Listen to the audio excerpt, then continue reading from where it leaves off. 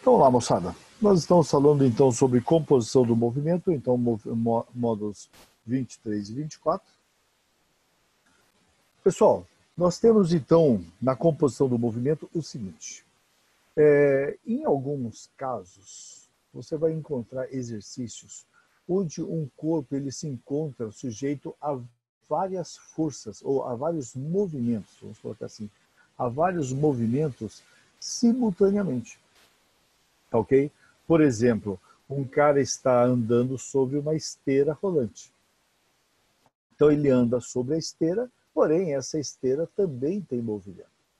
Então ele tem o quê? Dois movimentos, um dele em relação à esteira e outro movimento da esteira em relação à terra. Isso quer dizer que você terá um terceiro, digamos aí, movimento, ou um segundo movimento, né? Um movimento resultante proveniente desses dois movimentos, ok? E aí nós podemos usar aí o chamado princípio de Galileu ou chamado princípio da independência dos movimentos. E o que diz isso aí? Diz que você pode trabalhar com os movimentos como se os outros não existissem. Ok? Então você pode trabalhar só com um movimento, só com outro movimento, ou com os dois movimentos juntos. Tá legal? Então os movimentos são independentes. E é isso que nós vamos começar a trabalhar hoje. Tá ok? Então você poderá pegar um movimento que é muito complexo e aí você consegue, né, reduzir essa complexidade fazendo com que existam dois ou três movimentos mais simples. Beleza? Então vamos lá. Uma situação que todo mundo já viu, né, já deu uma olhadinha estudou o ano passado, tal, é o seguinte: imagine um barco que desce um rio, com velocidade em relação às águas igual a VB. Então, esse aqui, ó, essa velocidade VB aqui é a velocidade do barco em relação às águas. Se você prestar atenção, é uma velocidade que? Relativa. Não é isso? Então eu tenho a velocidade do barco em relação às águas. Tá? Se a água estiver parada, não tiver correnteza, essa velocidade do barco é a velocidade real dele. Mas digamos que essa aí é a velocidade que ele tem em relação às águas. Beleza? Porém, a água tem uma certa correnteza. E a velocidade da correnteza, a velocidade da água, é VC. Então nós temos duas velocidades. A velocidade da correnteza e a velocidade do barco em relação à água. E aí, qual a velocidade do barco em relação às margens do rio? Então, se você pegar aqui um ponto de referência, pode ser um pescadorzinho, pode ser uma pedra, algo que esteja aqui na margem do rio. Em relação a esse cara, qual será a velocidade desse barco? Ok? Então, você vai observar que a velocidade desse barco será a velocidade que ele tem em relação às águas, mais a velocidade das águas, certo? Então, você poderia dizer que a velocidade resultante, eu vou colocar isso aqui como vetorial, porque velocidade é grandeza vetorial, será o quê? A velocidade do barco em relação às águas, mais a velocidade da água, que é a chamada velocidade de correnteza, ou ainda a velocidade de arrastamento. Tá? Ou seja, o barco tem uma velocidade, mas ele está sendo o quê? Arrastado. E aí nós teremos então uma velocidade resultante, que é a soma das duas. E nesse caso, é interessante que nesse caso, a velocidade resultante terá um módulo que será a soma das duas. E aí alguém vai falar, professor, mas é claro, né? O senhor acabou de falar que é a soma, então tem que ser a soma. Não. Observe que aqui eu coloquei o vetorzinho em cima. Então é uma soma vetorial. E aí a soma vetorial vai depender da orientação desses vetores. Como esses dois vetores, velocidades, estão na mesma direção e no mesmo sentido, então o módulo do vetor resultante será a soma, né, algébrica. Tá? Beleza? Mas vamos colocar um outro caso. Tá aqui, ó. O barco sobe o rio. Então, nós temos aqui o barco subindo o rio, porém, a velocidade da correnteza é para baixo, né? De rio abaixo.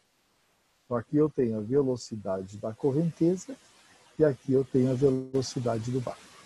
Então, qual será a velocidade resultante? Vetorialmente, será a velocidade do barco mais a velocidade da correnteza. De forma algébrica, nós teríamos então que a velocidade resultante seria a velocidade do barco menos a velocidade da correnteza. Beleza? Por que menos? Porque tem sentidos opostos. Um terceiro caso é quando o barco cruza o rio. Então aqui você tem a velocidade do barco, né? Velocidade do barco em relação às águas. E aqui você tem a velocidade da correnteza. Então, apesar do barco estar tentando atravessar aqui, ó, numa direção perpendicular às margens do rio, você está observando que ele está sendo arrastado aqui pela velocidade da correnteza. De forma que essa aqui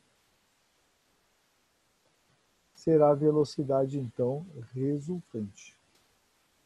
Então, observe que essa velocidade resultante é a soma das velocidades do barco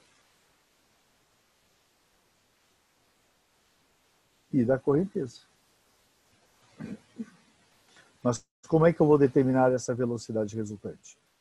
Aplicando o teorema de Pitágoras, né?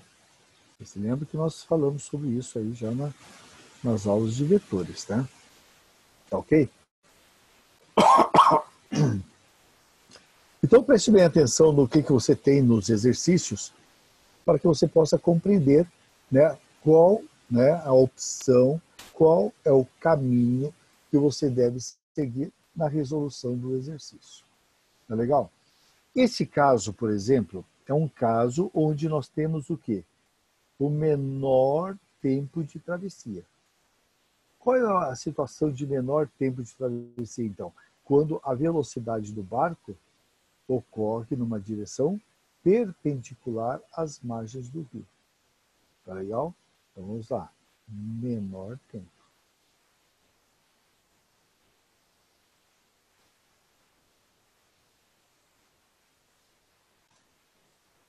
Beleza? Então não esqueça desse detalhe, porque sempre, né, vira e mexe aparece essa situação de menor tempo de travessia. Você tem que pensar que a velocidade do barco deve ser o quê? Perpendicular às margens do rio. Vou fazer um desenho aqui embaixo para mostrar para vocês a menor distância percorrida. Então nós temos aqui as margens do rio e eu quero a menor distância percorrida. Qual será a situação de menor distância percorrida? É quando o barco sai daqui e ele vai parar aqui, ó. Observe que nessa situação, ó, o barco está com a proa aqui, ó, voltada para esse ponto. Mas ele vai chegar nesse ponto? Não, porque a velocidade resultante dele é aqui, ó. Então, na verdade, ele vai acabar chegando aqui, ó. Um pouquinho rio abaixo.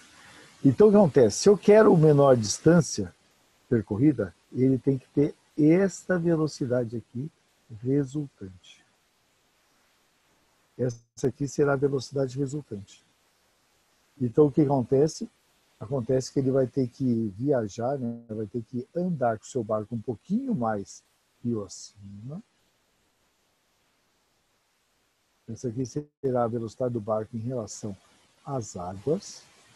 E aí nós teremos o arrastamento das águas. Então nós teríamos aqui a velocidade da correnteza. De forma que a velocidade do barco mais a velocidade da correnteza vai dar a nossa velocidade resultante, que vai fazer com que ele atravesse numa direção perpendicular às margens do rio. Tudo bem?